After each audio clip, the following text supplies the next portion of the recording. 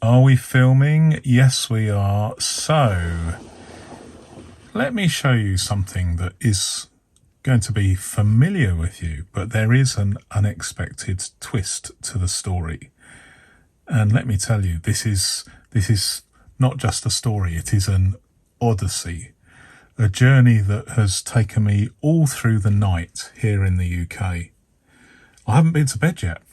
It's around about 9 o'clock in the morning, and I have been working on this all night, kind of trying to figure out what to do for the best. So it all started many weeks ago, where I developed a passion for the mini-sized filofax. So this is, as you'll probably be aware, my filofax Portland. This is the one where I've expanded the pen loop stretched it over 24 hours in water to fit a pen loop so that I can conveniently keep the lids permanently attached and just use my Kaweco Sport fountain pen. And that is a fantastic development as far as I'm concerned. I love it. It works really, really well. But there is an Achilles heel to this particular binder, and to a lesser extent, it's affecting my 2 Guildford Mini Extra Slim binders as well. And you'll probably know what that problem is. It is the issue of the rings, gaps, misalignment, but particularly gaps. Now, it came to a head last night. I won't show you what I've done to it, but let's show you some spare parts. So these are the parts. So those of you familiar with the construction of the ring mechanism in a binder, doesn't have to be a filofax, they're all very, very similar, but this is the ring mechanism. So you've got the 2 buttons that you press with your thumb, and this opens. It starts off like this, and then it opens. But in this particular case, you've got these bits here, so it's obviously broken. So how did I break one? And to be honest, I've been testing this to destruction, so they didn't all suddenly snap. In fact, what happened was last night, one of them snapped, and it snapped in the process of trying to hold 4 of these rings apart while I put pressure on with my finger and thumb in the time-honoured tradition or method of closing the gaps. So basically let me put it this way, this is easier. So you find some way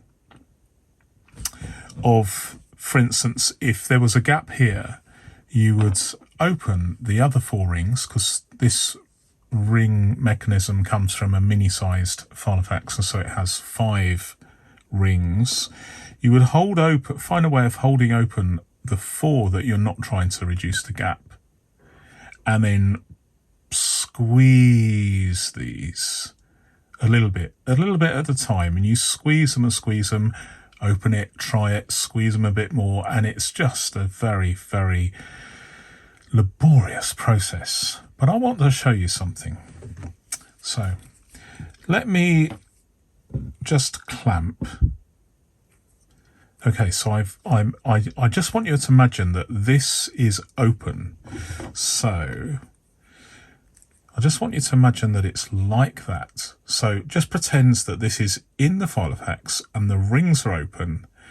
I'm holding open the other 4 rings, and I'm just going to basically put pressure with my thumb and finger on here, thumb on here, and I'm going to squeeze them together. You'll find lots of videos on YouTube showing how to do this exact operation. So you squeeze them together, open them, and then take the stops out of the remaining rings so that you can then test it. Have you squeezed enough? Are those rings finally those recalcitrant rings, have they behaved so that they are absolutely closed like that? Well, let me show you what happens if you repeatedly do this. Now, this isn't a criticism of filofax per se, because I suspect all these ring mechanisms are similar. They're of a similar construction, maybe. But this mechanism came out of it just happened to come out of this filofax. This is my filofax Portland. Okay, so let me just show you this. So imagine that I'm putting pressure on this side and this side, but in this case, I'm just putting pressure on this side. So if I just hold it like this and I put a little pressure on, and it's probably not going to do it. After all that build up, it's not going to do it. Let's try this one just in case. So I put this in the pliers. So I'm just putting pressure up. Now that took virtually no pressure at all. What happens? I'll show you what happens. These ring halves, if you like, appear to be just an interference fit. There's no spot welding. If you look, this is very, very difficult. But if you look, they're basically just pushed through and held by friction. There's probably some sort of clamping rig in the factory that enables them to. So there we go. I've popped it back in. So it broke. Now it's fully working again. So it's only an interference fit, which means that the construction of this, the design of this ring mechanism is such that you've only got to put a little bit of pressure on the rings to in the time-honoured way of trying to close that the offending gap. Let's do it again. So I've repaired it, no problem at all. Push with my thumb. Oh, goodness me! It ruins the filofax.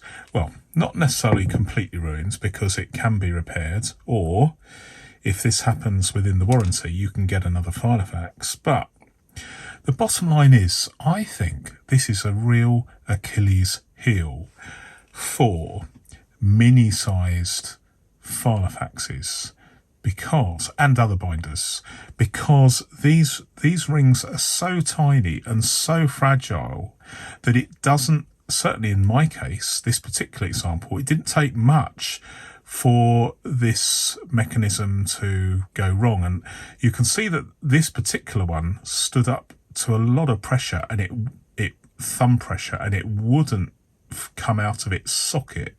But they are basically just bits of metal forced by some sort of jig and clamp process in the factory. It's just an interference fit. I honestly haven't taken one of these out before, and I've been a filofax fan or a binder fan a ring binder fan for just came up to 30 years, almost to the day.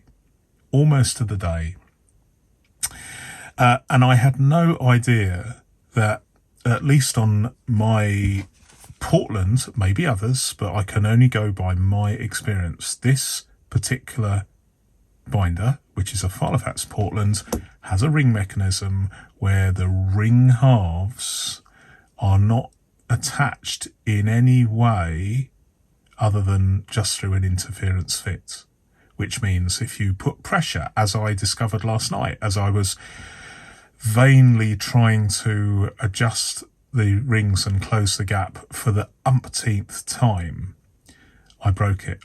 One of these I put too much pressure on. And the reason why I've done so many of these is because I obviously I knew that it was curtains, this mechanism had it. And so I just, let me see if I can force the others here. Okay, so I'm just doing the same thing. I'm putting a pressure to try and replicate what most people would do. No, that's all right, actually. That's quite strong. Let's try this one. See if that's strong or weak. Oh, that's weak. Okay, so there are two strong ones. Two strong ones, and then at this end there were, well, it's disappointing, isn't it? So basically last night I thought, what can I do? Because I really, really like the form factor of these binders. It is largely the basis of my inbox when I'm travelling on trains and going to the shops, the local store. When I'm out on my bike or walking, I always have one binder on me in mini size. So that's certainly what I have been doing. Although there are options, because this is only like a capture device, isn't it? Really, I'm not really. Although I have a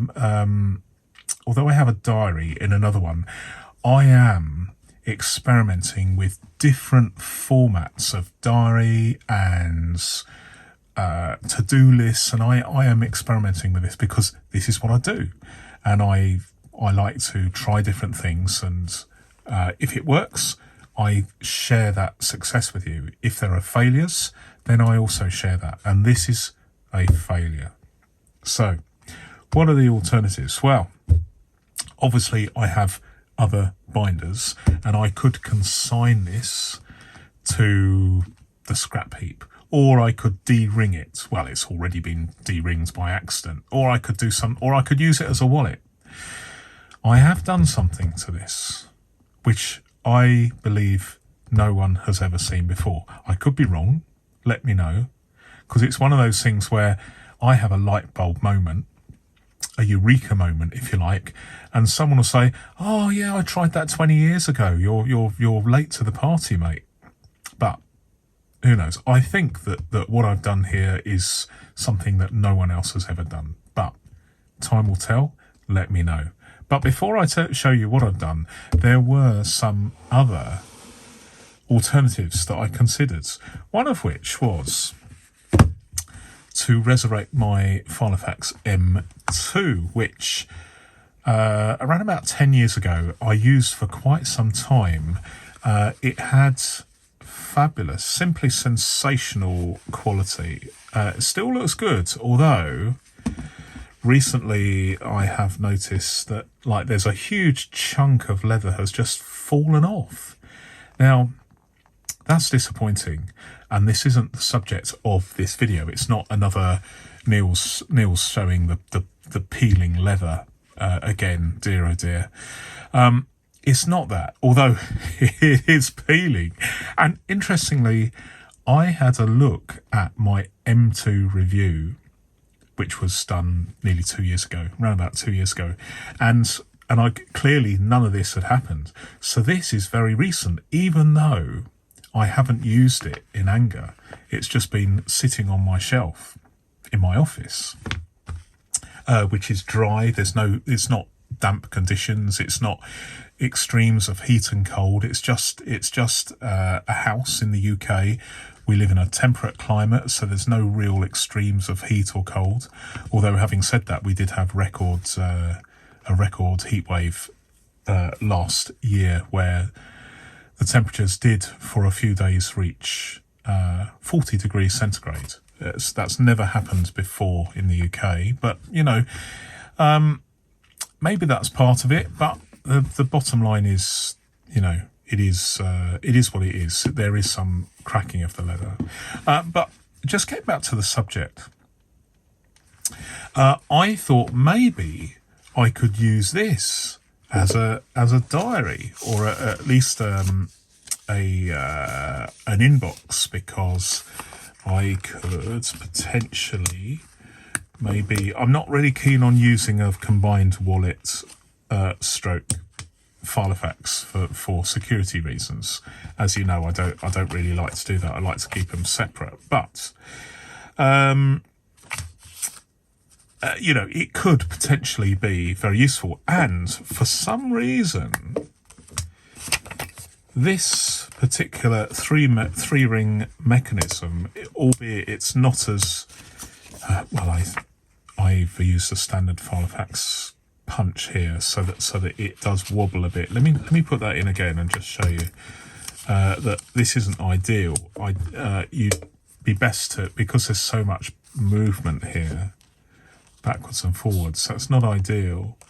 I'd probably, if I did use it, I'd probably use a 3mm punch. But nevertheless, I could use this as a diary. And the ring mechanism, I don't know where filofax got this 3-ring mechanism, but it is superb quality. And I cannot remember ever having to adjust the ring gap whatsoever. And they definitely look, it's hard to show you, but the teeth, the actual cut of the teeth on the end of the rings is actually significantly better quality than the teeth here. I wish I had a better way of showing you, but it is obvious to me with the naked eye that these are better than these, but I can't be absolutely certain. So maybe these 3-ring mechanisms may have come from another manufacturer, manufacturing maybe better quality rings. I mean, I don't know. It's obviously something I'm not privy to. All I can say is this ring mechanism, superb. This ring mechanism, not so much. And that's putting it mildly. So that is one option, to start using my M2 so that at least I have an analog data capture device in my pocket. And it is pocketable, although they're a different form factor. They're not too dissimilar. A little bit taller that way, and if we go this way, well, it's so it's pocketable. But that is one option. Another option is to just use traditional A7 spiral bound notebooks, and there's a lot to be said for using one of these as a capture device, because in some ways they're easier, although the actual paper I use, which is the cheapest possible A4 paper I can get hold of, and then cut into 8 pieces, each piece being A7. The difference in cost between a sheet of this Oxford paper and a sheet, this is A7, if you tear along the dotted line, so this becomes this, the difference between the cost of this one sheet and this one sheet here is a factor of 24. This is 24 times the cost of this. So if you use a lot of paper, like I do, there is perhaps an imperative to use the cheaper paper if you possibly can, because the cost of paper, it all stacks up at the end of the day. If you're using thousands of sheets of this A7 paper a year, so maybe these aren't perfect. I mean, it's an idea, but they're not perfect. And then of course there's this, which is the subject of a video that you would have seen last weekend. This is I think I've entitled this the lightest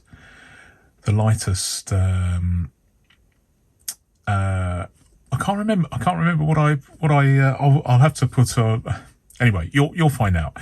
This thing, when I have a single sheet of A4 folded over 3 times, and then with a piece of card inside to act as a stiffener, so that you can write on it, and just have this as a hipster inbox in your back pocket or your jeans pocket or whatever, shirt pocket. There's a lot to be said for this, because this paper is the same as this paper, so the costs are identical.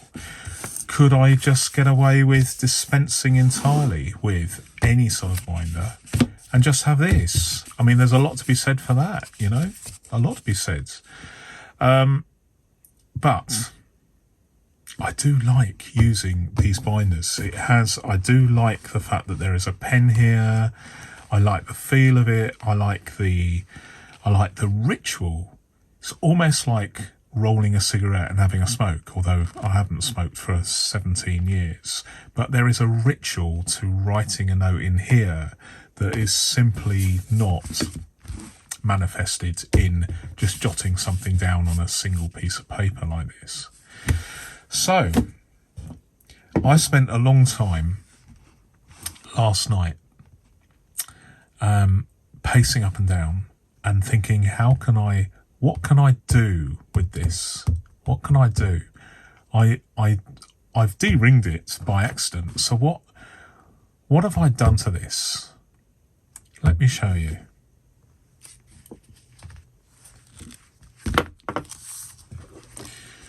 Right. These are tie wraps, plastic tie wraps. You can get them in packs of 100, certainly probably anywhere in the world.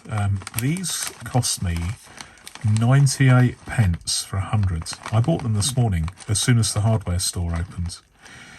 And I've been drinking coffee and agonising. I've got some of these somewhere, but I couldn't find them, so I had to buy another pack. But anyway, so there's 100 there. Well, 95 because 94 because I have. Here's one I prepared earlier. So what have I done? So this is basically the arrangement. I've cut it off to form a loop. And where is this piece here? This square bit. Where's this square bit? Well, the square bit just happens to fit inside here. So I've replaced the cover that all you filofax and binder users will be familiar with. And so it does, in my humble opinion, look very neat and tidy. There's no awkward piece that will interfere with the turning of the pages. Although, having said that, I've made these 15 millimeters. You can make them as whatever size you want, simply by using a mandrel or a form. I used an extension bar on a socket set to make them exactly the same, almost identically the same diameter, which was about 15 millimeters, but perhaps they should be a little bit smaller. It's just that I didn't have a mandrel that was sort of 13 millimeters, and I didn't have an 11 millimeter. I tried initially a wooden pencil, but that made them about 8 millimeters, which was far too small. So this is obviously a Mark 1 version of this design. But I do like the fact that the end of the plastic, the square bit, is actually hidden tidily inside the case, the cover for the original mechanism that's now defunct, broken, yada, kaput. It no longer exists. And you know what? I think this is actually quite a nice design. Now, there needs to be an improvement. One of the improvements is that this is too tight. This is far too tight, having 3 millimeter rings with 2.5 millimeter plastic straps.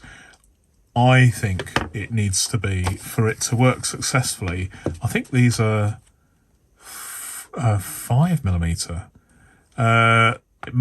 Maybe something smaller than that, but bigger than that, because these are too tight. And when they're not just too tight, but obviously I'm doing these by hand. Even though I'm using I'm marking and using a template, there are some small variations in the distance between each hole, which means that, at least for the moment, in my Mark 1 version, the pages are, they turn over, but not very smoothly at the moment. Okay, so as you can see, what I've done is these are slotted. These holes are slotted, so you can tear these pages out or insert them. So let me insert this one. A bit like the disc-bound notebooks that we're all familiar with. So there we go. But this is part of my philosophy. I have tried disc-bound before. This slot, where you've got a slot. Let me show you this. So let's just put some slots here, and then put them on the filofax M2, just for the sake of argument. So I don't know why I'm opening the rings and putting them on, but anyway, they are there, and I don't know whether you can. Well, yes, you can see that they are very, very loose. So it's with these small because these are such a small diameter, it doesn't take much for these to come out. Actually, let me try this, because this is probably the best way. Are the yes, these rings have the same there's the same distance between them. So let me do a little experiment here. So this is a round hole and a round ring, okay, and they easily come out. Very, very easily they come out, because it's a curve. There's no flat bit. With a mushroom cut slot in a disc-bound system, you basically have a there is an element of resistance because of this square bit, a resistance to coming out of the page. What am I talking? It's probably because I've been up all night that I'm struggling with my words. But it's the adrenaline of this theoretical whole paper-based productivity thing plus a lot of coffee as well. But what I'm trying to say is that if you have round holes with round rings, these come out too easily. But let me just put this in here. So I'm just going to do the three holes now, just to be fair. So I've got the same paper that came out very, very easily with the rings on the filofax M2. Now, let me just try and pull, let's see if I can get these in. Right, so, okay, they're in. So I'm going to try and pull them out. Now, you're going to have to trust me on this, but there's a greater resistance to being pulled out. Okay, it finally comes out. Why is that? Why is there a greater resistance? It is because with this particular setup here, it's this. So basically, you've still got a round slot, but you've got a square ring. So the cross section of this plastic tie wrap is a square, although it's actually a rectangle, so it's more like that shape rather than that shape. So you've got a circle, you've got a round piece of paper, and then you've got this slot, and then you've got the edge of the page, and you can see that if you try and pull in this direction, you can see that there is quite a lot of resistance because of the shape of the square, or in this case the oblong cross-section of the tie wrap, to the paper being removed. And so if you can't have a mushroom shape with a round ring, why not have a round shape with a square ring or oblong section? So I hope I've explained that quite well. I think that this would probably be better, as I've said before, if these were set at 11 millimeters. If I had a mandrel of 11 millimeters, that you have by definition, you have to get these at more or less the same diameter each. You can't have a 13 millimeter ring and then an 11 and then a 15 and then a 14 and then a 12. They've got to all be more or less the same diameter or same circumference. And there is an element of the plastic tie wraps don't exactly have exactly the same shape. They're not perfectly circular. But could this work as an inbox? I think it could. It may be a bit of a pain if you're having to flick through pages. You certainly wouldn't want to stuff such a, it'd be, obviously rings are much smoother than this. But from a point of view of just having a stack of paper here, which you could write on and then take out, and then you could then put your completed page here. Remember, I'm using this as an inbox, not as a anything more than literally an inbox. And then you could have paper at this end that's unused.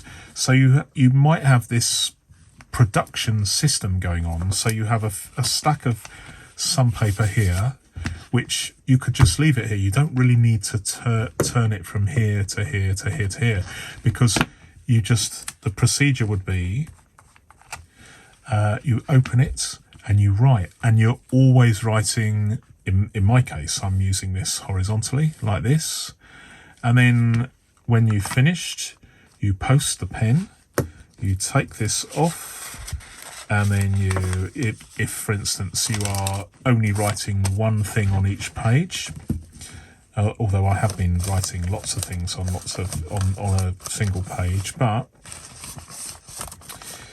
you can fit that in here.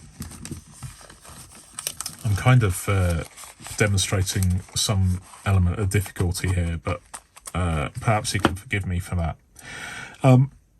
But as a data input, an analog data input device, this could work.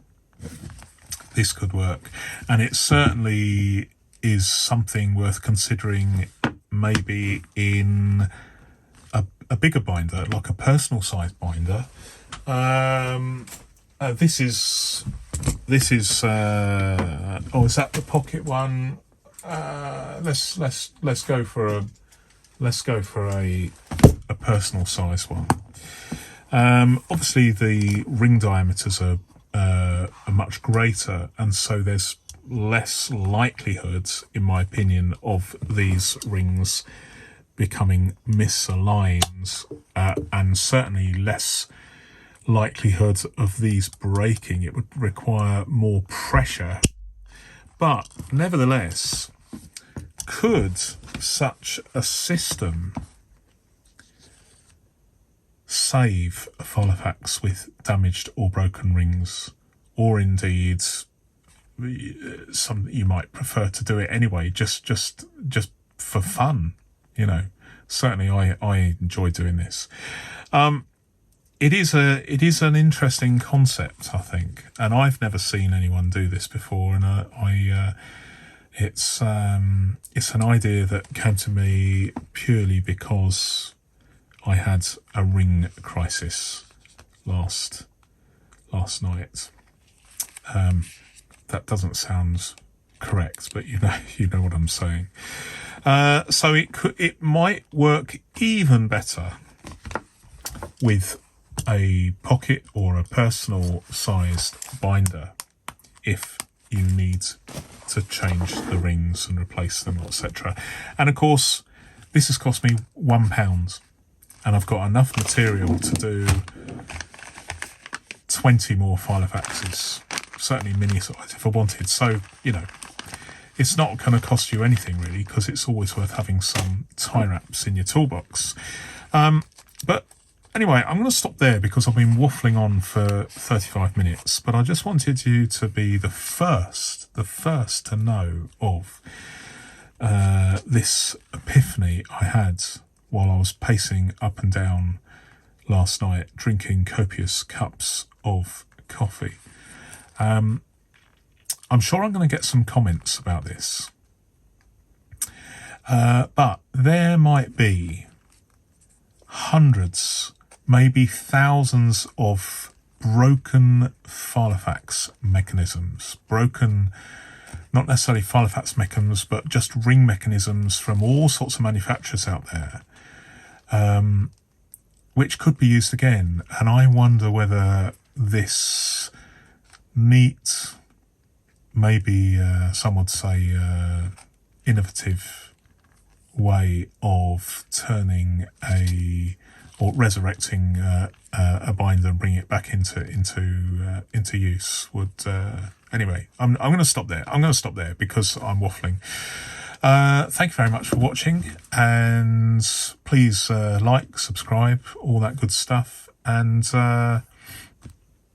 if you're watching this on I'm going to post this on Sunday. I've been as you saw from last Sunday, I think I had 4 videos last Sunday. I am basically uploading all my content for Sundays and all my podcasts on a Saturday. So I hope that new regime finds favour with you. So if you're looking at this on a Sunday, have a look at the other videos, which I'm sure I'll have for you as well. Thank you very much, and goodbye.